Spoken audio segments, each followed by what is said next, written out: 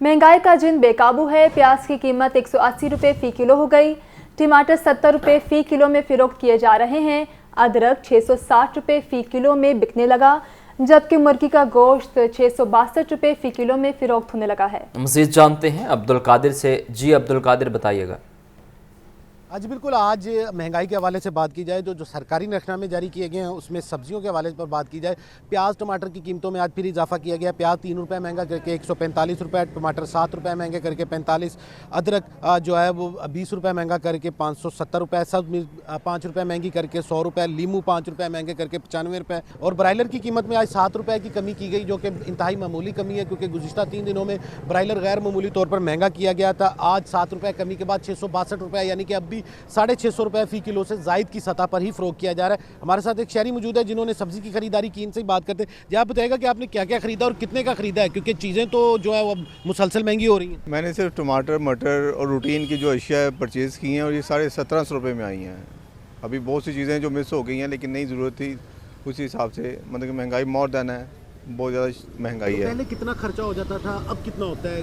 पहले वीकली लग जाता था तकरीबन 1000 रुपया, अब देखते हैं कि वीक में 1000 रुपये की सब्ज़ी आ जाती थी, अब तो वो भी पूरी नहीं आ रही। हाँ जी बिल्कुल, आपने जो है सारिफ की गुफ्तगू सुनी। इनका कहना है कि सब्जियों और फलों की कीमतों में मुसलसल इजाफा हो रहा है, क़ुव्वत ख़रीद जो है वो सुकड़ती जा रही है। पहले सब्जियों की कीमतें जो हैं वो कम थी, लेकिन अब दिन ब दिन बतदरीज जो है वो बढ़ती जा रही, जिसकी वजह से एक आम सारिफ के लिए सब्जियों की ख़रीदारी मुश्किल होती जा रही। फल और ब्रायलर जो है वो तो बात की बात है, क्योंकि जो अशिया ज़रूरी है, रोज़मर्रा इस्तेमाल की अशिया जिसमें प्याज टमाटर लहसुन अदरक है, वही क़ुव्वत ख़रीद से बाहर है। जी शुक्रिया अब्दुल कादिर।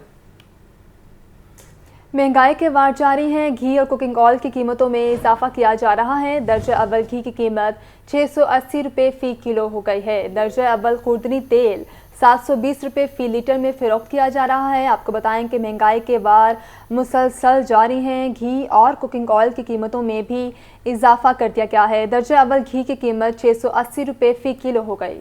तफसीलात के लिए बात करते हैं मुबीन हैदर से। जी मुबीन, अपडेट कीजिए।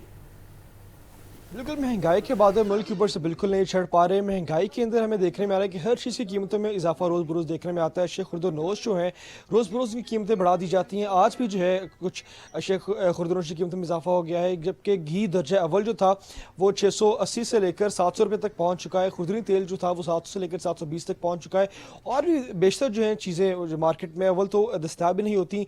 चीनी, आटा, घी और कुकिंग ऑयल, इस तरह की चीज़ें अव्वल तो दस्तियाब ही नहीं है। अगर कोई दे भी रहा है तो महंगे दामों बिक रही हैं चीज़ें। शहरी मौजूद इनसे जानते क्या कहना चाहेंगे कि महंगाई की सूरत हाल क्या नज़र आती है आपको और किस तरह से गुजारा कर रहे हैं आप यहाँ पे? सर ये ऐसे है ना जी कि ये महंगाई वो पाकिस्तान में नहीं है, पूरी ऑल वर्ल्ड में ही हो रही है।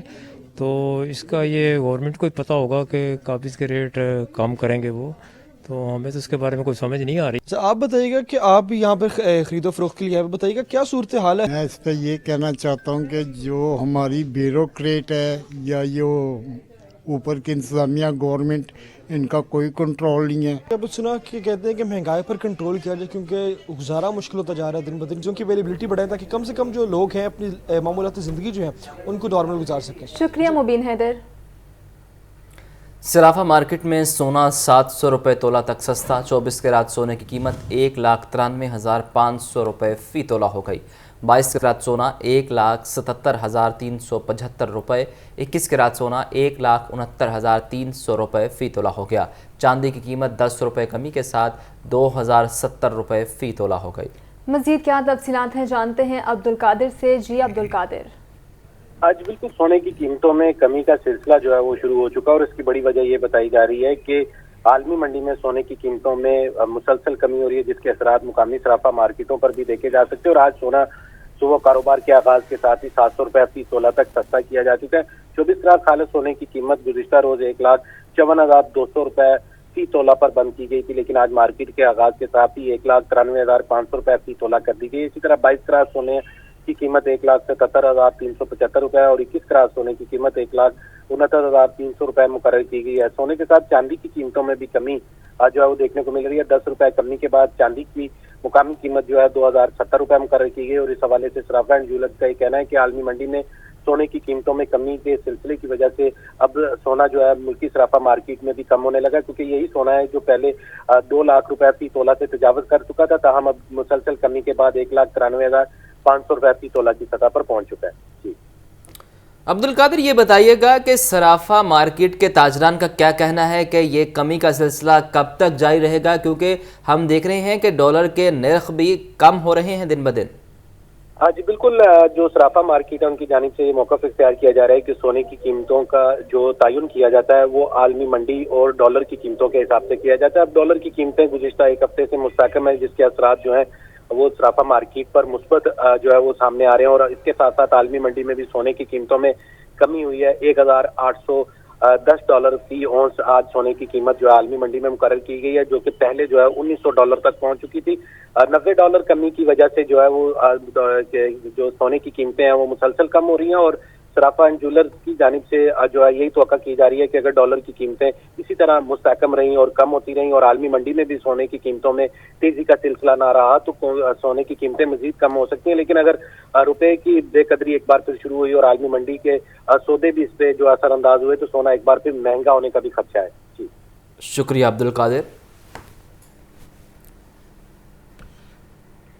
लाहौर हाईकोर्ट बार के सालाना इंतखाबात का मैदान सज गया। इलेक्शन में 4 ओहदों पर 14 उम्मीदवारों के दरमियान मुकाबला है।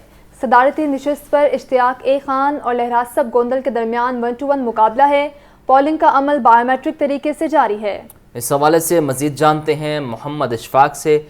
जी इशफाक, बताइएगा क्या तफसीलात हैं?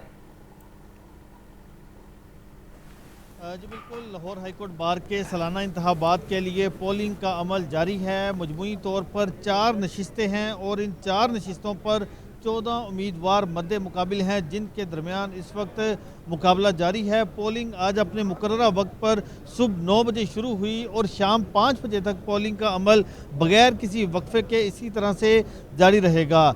ये इलेक्शन बायोमेट्रिक सिस्टम के तहत हो रहा है और जैसे ही पोलिंग शाम 5 बजे ख़त्म होगी तो ठीक 15 मिनट के बाद चेयरमैन इलेक्शन बोर्ड की जानिब से नताइज का ऐलान कर दिया जाएगा। इस हवाले से आसमा जहांगीर ग्रुप के सदारती उम्मीदवार लहरासब खान गोंदल और उनके मद्दे मुकाबिल हामिद खान ग्रुप के सदारती उम्मीदवार इश्तियाक खान के दरमियान सख्त मुकाबले की तवक्को की जा रही है। और इन 14 उम्मीदवारों में 2 ओहदों के लिए ख़वातीन भी मौजूद हैं और हम नायब सदर की नशिस्त पर रबिया बाजवा हैं और सेक्रेटरी की नशिस्त पर सबाहत रिजवी हैं। और इसके साथ साथ दीगर नशिस्तों के लिए सेक्रेटरी की नशिस्त के लिए 3 उम्मीदवार हैं और इसी तरह से फिनांस सेक्रेटरी की नशिस्त के लिए 3 उम्मीदवार हैं और मजमूई तौर पर 14 उम्मीदवारों के दरमियान 4 नशिस्तों के लिए मुकाबला जारी है। लाहौर हाईकोर्ट बार एसोसिएशन के बायोमेट्रिक सिस्टम के तहत रजिस्टर्ड वोटर्स की तादाद 26,043 है, जो आज अपना अपना हक़ राय दही इस्तेमाल कर रहे हैं। तो इस वक्त पोलिंग का अमल पुरअमन तरीके से जारी है। वकला की बड़ी तादाद लाहौर हाईकोर्ट बार के खाते में मौजूद है, जो कि अपने अपने उम्मीदवार को कामयाब करवाने के लिए अभी भी यहाँ पर कार्ड तकसीम करने का सिलसिला जारी रखे हुए हैं और वोटर्स को कायल करने की कतार बनाकर कोशिश का सिलसिला भी जारी है। तो शाम 5 बजे पोलिंग का अमल ख़त्म होगा और उसके बाद नताइज का ऐलान किया जाएगा।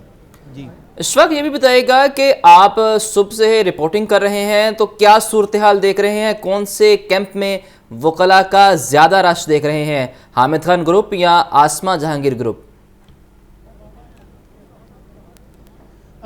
जी देखें, जो लाहौर हाईकोर्ट बार एसोसिएशन के इंतखाबात होते हैं इस इलेक्शन के लिए ख़ास तौर पर जो सदर का ओहदा है आसमा जहांगीर ग्रुप और उनके मद्दे मुकाबिल हामिद खान ग्रुप, इन दोनों ग्रुप्स के जो कैंडिडेट्स हैं वो प्रोफेशनल कैंडिडेट्स हैं।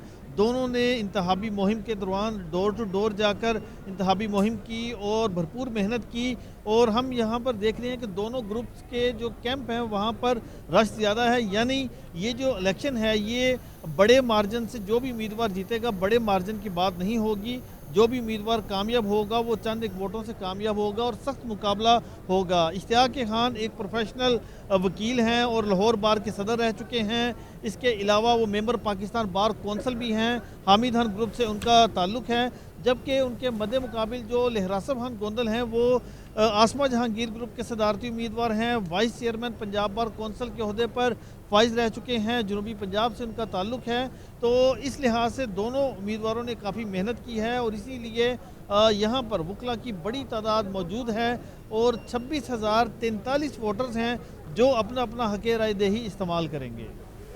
जी जी ठीक है मोहम्मद इशफाक, आपका बहुत शुक्रिया। लाहौर हाईकोर्ट बार के सालाना इंतखाबात इलेक्शन में 4 ओहदों पर 14 उम्मीदवारों के दरमियान मुकाबला। सदारती नशिस्त पर इश्तियाक खान और लहरासब गोंदल मद्दे मुकाबिल।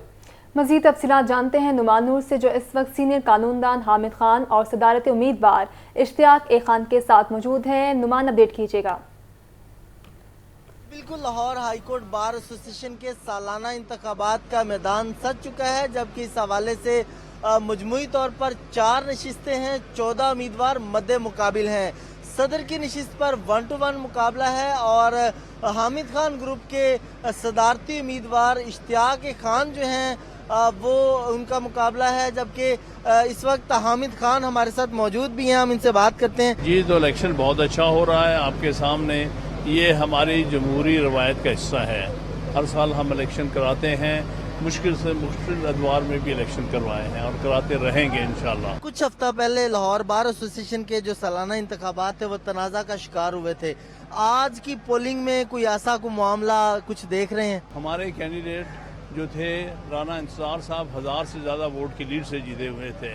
ये कम ज़रफ़ी थी उनकी, जो कहते थे कि इलेक्शन डिस्प्यूटेड है। आखिरकार जब हमने कहा आ जाओ इलेक्शन लड़ लो, तो फिर वो खुद ही भाग गए। ये सदारती उम्मीदवार भी साथ ही मौजूद हैं, इश्तियाक खान साहब। सर, क्या करेंगे अगर अल्लाह ने आपको इज्जत दी, जीत देते हैं, तो वकला के लिए क्या इक़दाम उठाएंगे? बार और बेंच के अंदर एक आइडियल रिलेशनशिप होना चाहिए। इसके साथ साथ मैं समझता हूँ कि जो बार के मसाइल हैं वो इस वक्त उसका अंबार लग चुका है, उसको हर सूरत में ख़त्म करना है। तीसरा, मुल्क में आइन और कानून की बालादस्ती और रूल ऑफ लॉ के लिए इंशाल्लाह अपनी बेस्ट एफर्ट पुट करूंगा। जी, आपने देखा कि यहाँ पर सदारती उम्मीदवार भी मौजूद थे और हामिद खान साहब भी मौजूद थे। शुक्रिया नुमान। लाहौर हाईकोर्ट के इंतखाबात में पोलिंग का अमल जारी है। सदारती नशिस्त के उम्मीदवार लहरासब गोंदल कहते हैं कि अगर कामयाब हुए तो नौजवान वकला के मसाइल पर काम करेंगे, बार और बेंच के रिश्ते को भी मजीद मजबूत बनाएंगे। इस वक्त नुमाइंदा लाहौर न्यूज़ अबू बकर तारिक इनके साथ मौजूद हैं, उनसे जानते हैं। जी अबू बकर, बताइएगा क्या कहना है लहरासब गोंदल का? हाँ जी बिल्कुल, लाहौर हाईकोर्ट बार के सालाना इंतखाबात का मेला सज चुका है और वकला की जानिब से जो है वो वोटिंग का सिलसिला जारी है, जबकि सुबह 9 से लेकर शाम 5 बजे तक वोटिंग का सिलसिला जारी रहेगा। सदारती उम्मीदवार लहरासब खान इस वक्त मेरे साथ मौजूद हैं, उनसे जानते हैं कि इस हवाले से जो आज इलेक्शन है इसके हवाले से क्या सिक्योरिटी के इंतजाम हुए हैं। देखें जी, इलेक्शन जो वकला के होते हैं या वकला की वेलफेयर और बार की वेलफेयर, आइन और कानून की हुक्मरानी और उसकी पासबानी के लिए हम ये इलेक्शन जो होता है, इससे पहले भी मैंने बार की सर्विस की है as a vice chairman Punjab bar council. तो अब भी हमारा हाई कोर्ट में इलेक्शन लड़ने का सिर्फ एक ही मोटो है कि हम इंशाल्लाह ताला यंग और सीनियर और तमाम वकला की वेलफेयर के लिए जो पहले किया है उसकी कंटिन्यूटी करेंगे और ख़ुसूसन जो मेडिकल के मसाइल हैं, जो हमारे कॉलोनी के मसाइल हैं, फिक्सेशन के यहाँ पे मसाइल हैं, सिक्योरिटी के वकला की मसाइल हैं, उसके लिए और बार और बेंच की आपस में जो हम आंगी है उसको मेंटेन रखना भी बार की जिम्मेदारी है। और बार का नुमाइंदा अगर बैलेंस होगा, बार के साथ उसका और बेंच के साथ भी बैलेंस रहेगा, और बेंच का और बार का अच्छा अगर आपस में ताल्लुक होगा तो लिटिगेंट और अवाम जो है वो भी उससे मुस्तफीद होंगे। जी बिल्कुल, इनका कहना था कि जो एहतजाज की कॉल है वो हम हड़ताल के जरिए देते हैं और जो वकला हैं उनके वेलफेयर के लिए, उनके हाउसिंग सोसाइटी और वेलफेयर हेल्थ के लिए जो है वो अगर हम सिलेक्ट होते हैं तो मजीद हम इनके लिए कारोबार या काम करें। जी शुक्रिया। वज़ीर आला पंजाब ने काबीना का इजलास तलब कर लिया है। इजलास में लाहौर में होने वाले PSL के मैचेस के हवाले से मुशावरत होगी। काबीना ताहाल PSL के लिए 50 करोड़ रुपए देने के लिए तैयार नहीं। पंजाब हुकूमत जो 50 करोड़ अदा करने का कह रही है, इसमें कोई पुलिस या ज़िला इंतज़ामिया के चार्जेस नहीं हैं। अहम खबर है, उस हवाले से आपको अपडेट किया जा रहा है। इजलास में लाहौर में होने वाले PSL के मैचेस के हवाले से मुशावरत होगी। इसी पर बात करते हैं हसन रजा से। हसन, बताएगा क्या तफसीलात हैं आपके पास? वज़ीर आला पंजाब सैयद मोहसिन रजा नकवी ने काबीना का इजलास आज 3 बजे दोपहर को तलब कर लिया है। काबीना के इजलास में PSL के लिए 50 करोड़ देने के हवाले से मामला ज़ेर गौर आएंगे। अभी तक काबीना जो है वो PSL के लिए 50 करोड़ देने के लिए तैयार नहीं है।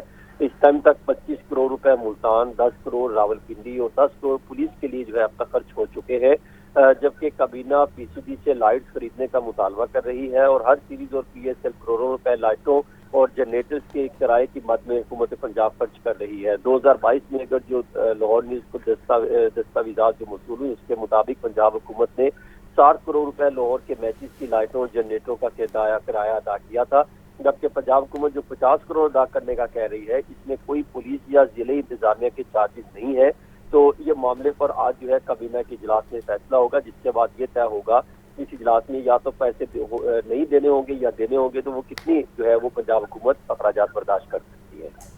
आपका बहुत शुक्रिया हसन। पीएसएल के मैचेस लाहौर में होंगे या नहीं, फैसला आज होगा। ज़राए के मुताबिक पीसीबी ने आइंदा की हिकमत अमली तैयार कर ली है। हुकूमत की जानिब से फंड्स न मिलने पर पहले 2 मैच लाहौर और बाकी कराची में होंगे। मज़ीद तफसीलात के लिए बात करते हैं बिलाल अकील से। जी बिलाल, बताइएगा कब तक ये फैसला मुतवक्के है? जी बिल्कुल, आज ये फैसला होगा कि पाकिस्तान सुपर लीग के जो मैचेस लाहौर और रावलपिंडी में होने हैं वो इसी वेन्यूज पर होंगे या कहीं कराची मुंतकिल किए जाएंगे। इस हवाले से आज पंजाब हुकूमत का भी इजलास होगा, लेकिन पाकिस्तान क्रिकेट बोर्ड के आला ओहदेदार भी आज साथ जोड़कर बैठेंगे और ज़राए के मुताबिक बताया जा रहा है कि एक हिकमत अमली जो है वो बनाई गई है, जिसके मुताबिक पहले 2 मैचेस तो शहर लाहौर के कज़ाफ़ी स्टेडियम में ही होंगे, जो कि पहला मैच कल खेला जाना है और दूसरा मैच जो है वो 27 फरवरी को खेला जाना है। उसके बाद जो है वो लाहौर में जो शेड्यूल है मैचेस वो 2 मार्च और 4 मार्च को होंगे। तो इस हवाले से अगर देखा जाए तो पहले 2 मैचेस जो है वो लाहौर में कराए जाने का जो है वो बताया जा रहा है। जबकि ज़राए के मुताबिक ये भी बताया जा रहा है कि दूसरे प्लान के मुताबिक अगर फंड्स नहीं मिलते तो वजीर आजम और जो कि पैटर्न इन चीफ भी हैं पाकिस्तान क्रिकेट बोर्ड के, उनसे चेयरमैन पीसीबी मैनेजमेंट कमेटी नजम सिटी दरख्वास्त करेंगे और उनको जो है वो इस मामले के हवाले से जो है वो आगाह करेंगे। लेकिन जिस तरह से कल से ये मामला मीडिया पे उठा हुआ है तो वजीर आजम का अभी तक इस हवाले से कोई बयान सामने नहीं आया, लेकिन पीसीबी ने ये हिकमत अमली बनाई है ज़राए के मुताबिक कि अगर फंड्स का मामला हल ना हुआ तो फिर वजीर आजम जो कि पैटर्न इन चीफ भी हैं उनके पास जाया जाएगा और उनसे जो है दरखास्त की जाएगी वज़ीर आज़म शहबाज शरीफ से कि इस पीएसएल को कराने के लिए जो है वो फंड्स दिए जाएं ताकि लाहौर और रावलपिंडी के मैचेस जो हैं वो उनको यकीनी बनाया जाए। जी ठीक है बिलाल अकील, आपका शुक्रिया। Pakistan super league season 8 cricket मेले का कल से लाहौर में आगाज़। पीएसएल के पुरअमन इनेकाद के लिए लाहौर पुलिस के सिक्योरिटी और ट्रैफिक के इंतजामात मुकम्मल। सीसीपीओ के खिलाड़ियों, ऑफिशियल, शायकीन क्रिकेट को भरपूर सिक्योरिटी देने की हिदायत। 8000 से ज़ायद पुलिस ऑफिसर्स और अहलकार सिक्योरिटी और ट्रैफिक ड्यूटीज़ सर अंजाम देंगे। मुजाहिद लतीफ़ से जानते हैं कि इस हवाले से मज़ीद क्या तफसीलात हैं। मुजाहिद बताइएगा। हाँ जी बिल्कुल, सीसीपी लाहौर बिलाल सदीक कमियाना का कहना है कि पीएसएल के पुरअमन इनेकाद के लिए लाहौर पुलिस के सिक्योरिटी और ट्रैफिक इंतजाम मुकम्मल हैं। मुल्की और गैर मुल्की खिलाड़ियों, ऑफिशियल, शायकीन क्रिकेट को भरपूर सिक्योरिटी फराहम करेंगे। उनका ये कहना था कि पीएसएल के लिए पहले से ज्यादा बेहतर सिक्योरिटी प्लान तश्कील दिया गया है। 8000 से जायद पुलिस अफसरान और अहलकार ड्यूटी सर अंजाम देंगे। लाहौर पुलिस जो है वो पाकिस्तान में बैनुल-अक़वामी खेलों के फरोग के लिए भरपूर किरदार अदा करेगी, ऐसा कहना था सीसीपी लाहौर का। उनका ये भी कहना था कि टीमों के क़याम का रूट, स्टेडियम के गिरदोतवाम में सर्च एंड स्विमिंग ऑपरेशन जो है बाकायदगी से जारी हैं, ऐसा कहना था बिलाल सदीक कमियाना का। जी आपका शुक्रिया मुजाहिद। लेस्को ने लाहौर में होने वाले पीएसएल 8 के मैचेस के लिए तैयारी मुकम्मल कर ली है। कज़ाफ़ी स्टेडियम और उसके अतराफ में मैचेस के औकात में लोड शेडिंग न करने का फैसला किया गया है। 2 ग्रिड स्टेशन से बिजली फराहम की जाएगी। मैचेस के दौरान बिजली की बिलातातुल फराहमी यकीनी बनाने के लिए टीम भी तश्कील दे दी गई है। मज़ीद जानते हैं फ़हद अमीन से। फ़हद बताइएगा क्या अपडेट है आपके पास? आज बिल्कुल, लाहौर इलेक्ट्रिक सप्लाई कंपनी की जानिब से लाहौर में होने वाले पीएसएल 8 के मैचेस के लिए जो है वो बिजली की बिलातातुल फराहमी करने के लिए तैयारी मुकम्मल कर ली है। कज़ाफ़ी स्टेडियम और इसके तरफ में जो है वो मैचेस के औकात में लोड शेडिंग नहीं की जाएगी। इस हवाले से कज़ाफ़ी स्टेडियम को जो है वो 3 ग्रिड स्टेशन से बिजली फराहम की जाएगी। कज़ाफ़ी स्टेडियम के तरफ और पार्किंग के एरिया में भी जो है वो लोड शेडिंग नहीं की जाएगी। लेस्को चीफ चौधरी मोहम्मद अमीन ने मैचेस के दौरान बिजली की बिला तातुल फराहमी को यकीनी बनाने के लिए जो है वो खुसूसी टीम तश्कील दे दी है। लेस्को चीफ चौधरी मोहम्मद अमीन समेत ऑपरेशनल अफसरान जो है वो मैचेस के दौरान मॉनिटरिंग करेंगे। SCP सर्कल इंजीनियर जफरुल्लाह सांगी, एक्शन गुलबर्ग, मोहम्मद ताहर और SDO गुलबर्ग लाइन स्टाफ के हमरा जो है वो मैचेस के दौरान ड्यूटी सर अंजाम देंगे। एक्शन गुलबर्ग मोहम्मद ताहिर को फोकल पर्सन मुकर्रर किया गया है। कदाफी स्टेडियम को गार्डन टाउन, मुस्लिम टाउन और शादमान ग्रिड से जो है वो फीड किया जाएगा। इसी तरह बिजली की बिला तातुल फराहमी के लिए लेस्को का कहना है कि 10 इजाफी जनरेटर भी मौजूद होंगे। Flood light, national hockey stadium, D1, D3 और स्टेडियम एक्सप्रेस फीडर्स जो है वो कदाफी स्टेडियम को बिजली फराहम करेंगे। कदाफी स्टेडियम के अतराफ में लगे CCTV सिक्योरिटी कैमरों के लिए भी जो है वो बिजली की बिला तातुल फराहमी यकीनी बनाई जाएगी। लेस्को का कहना है कि टीमों के रूट से तमाम सेफ्टी हैजर्ड को क्लियर कर दिया गया है। कदाफी स्टेडियम और दोनों ग्रिड स्टेशन पर जो है वो लेस्को की टीमें मौजूद रहेंगी। लेस्को की टीमें मौजूद रहेंगी। फहद अमीन, आपका शुक्रिया। पहली से 8वीं जमात के लिए कुरान पाक की तालीम का टेस्ट लाजमी करार दे दिया गया है। पंजाब एग्जामिनेशन कमीशन ने स्कूलों को हिदायत जारी कर दी हैं। पहली से 5वीं जमात का टेस्ट ज़ुबानी, 6ठी से 8वीं जमात का टेस्ट तहरीरी होगा। इम्तहानात का आगाज़ 10 मार्च से होने जा रहा है। आतिफ परवेज से जानते हैं मज़ीद तफसीलात। आतिफ, बताइएगा। आतिफ से रब्ता बहाल करने की कोशिश करेंगे। आपको बताएंगे पहली से 8वीं जमात के लिए कुरान पाक की तालीम का टेस्ट लाजमी करार दिया गया है। पंजाब एग्जामिनेशन कमीशन ने स्कूलों को हिदायत जारी कर दी हैं। पहली से 5वीं जमात का टेस्ट ज़ुबानी होगा और मज़ीद इस हवाले से तफसीलात जानते हैं आतिफ परवेज से। आतिफ, बताइएगा। जी बिल्कुल, पंजाब असम्बली से कानून पास होने के बाद रवां साल पहली दफा कुरान की लाजमी तालीम का जो टेस्ट वो निजी और सरकारी स्कूलों में लाजमी होगा और इस हवाले से जो शेड्यूल भी जारी किया गया और पैटर्न भी जो है वो स्कूलों को बता दिया गया है। पहली से 8वीं जमात में जो है पहली से 5वीं जमात का ज़ुबानी टेस्ट होगा, जबकि 6ठी से 8वीं जमात की जो तलबा तालिबात हैं उनका तहरीरी टेस्ट होगा और दोनों जो सेक्शन के लिए 50-50 नंबरों का टेस्ट रखा गया है। इस हवाले से जो आइटम बैंक्स है जिससे सवालिया पर्चे तैयार होने हैं वो भी जो है स्कूलों को उस तक रसाई दे दी गई है और पंजाब एग्जामिनेशन कमीशन का कहना है कि तमाम असातिज़ा जो हैं वो आइटम बैंक से इन सवालात की तैयारी करेंगे। पहली से 5वीं जमात का ज़ुबानी टेस्ट होगा, जबकि 6ठी से 8वीं जमात का तहरीरी टेस्ट होगा। तो तमाम जो 48,000 स्कूल सरकारी हैं उनको इस हवाले से आगाह कर दिया गया और इम्तहानात का आगाज 10 मार्च से होगा। पंजाब असम्बली से कानून पास हुआ था जिसके बाद बहुत शुक्रिया Atif. Waste water treatment plants की तनसीब ना होने से पानी आलूदा होने लगा। वासा इंतजामिया ने 2006 में वेस्ट वाटर ट्रीटमेंट प्लांट मंसूबा पहली बार पेश किया। 17 साल बाद भी किसी एक वेस्ट वाटर ट्रीटमेंट प्लांट पर हतमी फैसला ना हो सका। रावी अर्बन डेवलपमेंट अथॉरिटी के क़याम के बाद प्लांट्स रूडा को तफवीज़ कर दिए गए। माली साल के 8 माह में मुख्तस बजट में 73 लाख रुपए खर्च हो सके। मज़ीद क्या तफसीलात हैं जानते हैं ज़ैनुल आबिदीन से। ज़ैन, बताइएगा। वफाकी और पंजाब हुकूमत की मुबजना गफलत की वजह से और हकूमती अदारों की अदम तवज्ही के सबब शहर लाहौर का ज़ेरे ज़मीन जो पानी है वो मुसलसल आलूदा होता जा रहा है। हुकूमत की जानिब से इस ज़ेरे ज़मीन पानी को बचाने के लिए खातर खा इक़दाम नहीं किए गए, जिसकी वजह से शहर लाहौर के बासी ये जहर आलूद पानी पीने पर मजबूर हो चुके हैं।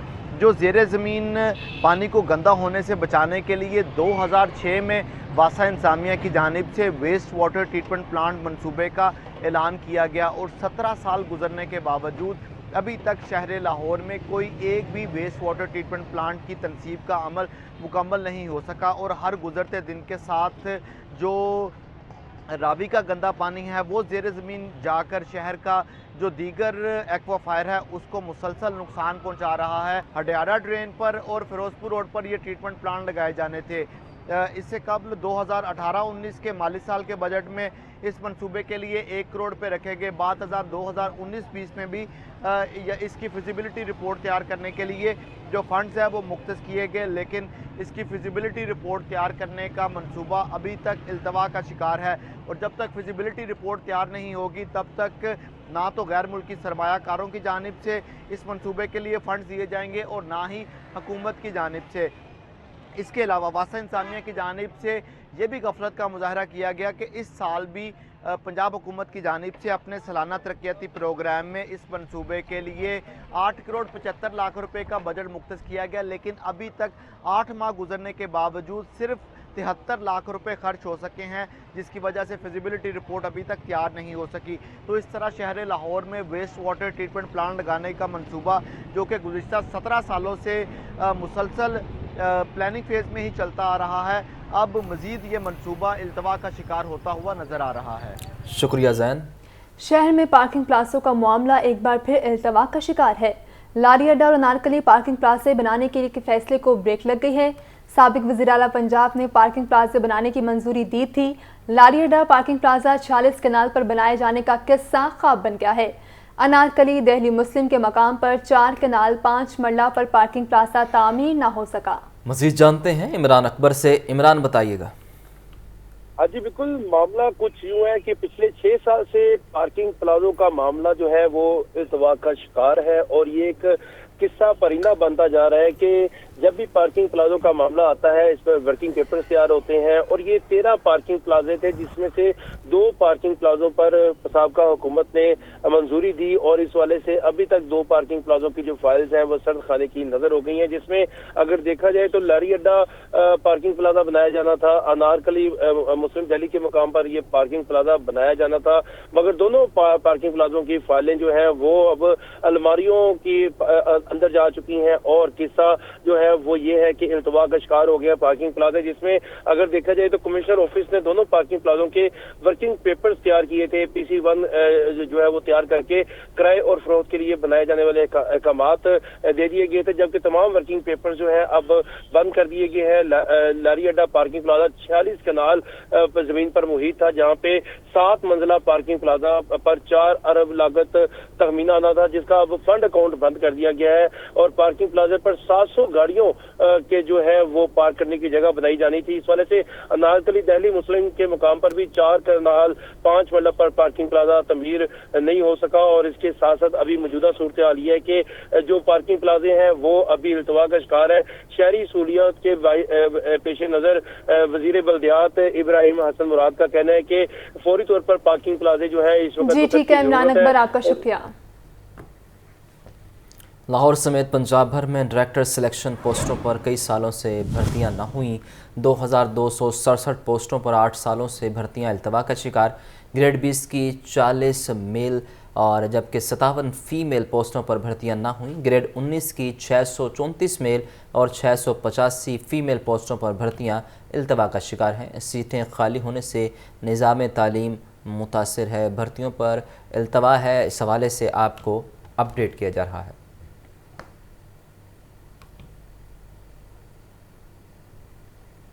सातवीं डिजिटल मरदमशुमारी के लिए लाहौर इंतजामिया की तैयारियां जारी। शहर की तमाम तहसीलों में टैबलेट्स की तकसीम का काम 100% मुकम्मल कर लिया गया है।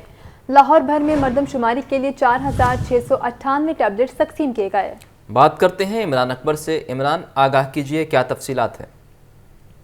कुल 7वीं मरदमशुमारी का मामला है और इस वाले से लाहौर जो है वो सबसे आगे है, जहाँ पे 100% तैयारियां मुकम्मल कर ली गई हैं। तमाम तहसीलों में टैबलेट्स तकसीम कर दिए गए हैं।